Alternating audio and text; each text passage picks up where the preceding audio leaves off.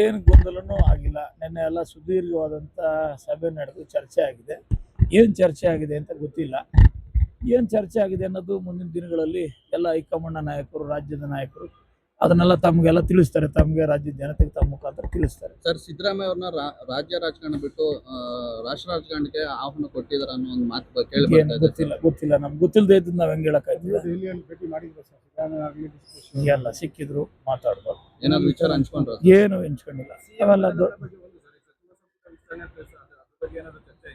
ಏನ್ ಗೊತ್ತಿಲ್ಲ. ಸಭೆ ಒಳಗಡೆ ಏನ್ ನಡೀತು ಅಂತ ಏನು ಹೇಳಿಲ್ಲ. ನೆನ್ನೆ ಹೊರಗಡೆ ಬಂದು ಅವರೇ ಹೇಳಿದ್ರಲ್ಲ, ರಾಜ್ಯಸಭೆದು ವಿಧಾನ ಪರಿಷತ್ ಚುನಾವಣೆದು ಅಂತ.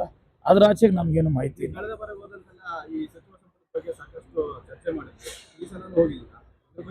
ಸಭೆಯಲ್ಲಿ ನಾವು ಇರ್ಲಿಲ್ವಲ್ಲ. ದೊಡ್ಡವ್ರ ಸಭೆಯಲ್ಲಿ ನಾವೆಲ್ಲ ಇರಕ್ಕಾಯ್ತಲ್ಲ.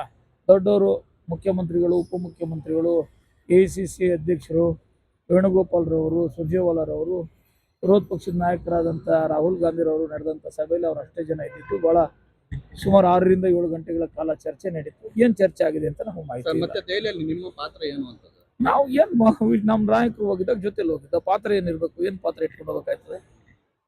ಪಾತ್ರ ಇರಕ್ಕೆ ಹೋಗಕ್ಕಾಗುತ್ತಾ? ನಿರೀಕ್ಷೆ ಇಟ್ಕೊಂಡು ಹೋಗಿದ್ರ? ಏನ್ ಯಾವ ನಿರೀಕ್ಷೆನೂ ಇಲ್ಲ. ನಮ್ಮ ನಾಯಕರು ಹೋದಾಗ ಹೋಗಿದ್ವಿ. ಸಿದ್ದರಾಮಯ್ಯ ಅವರು ನಮ್ಮ ನಾಯಕರು, DK ಶಿವಕುಮಾರ್ ಅವರು ನಾಯಕರು ಹೋಗಿದ್ರಲ್ಲ ಅಂತ ಹೋಗಿದ್ದೀವಿ.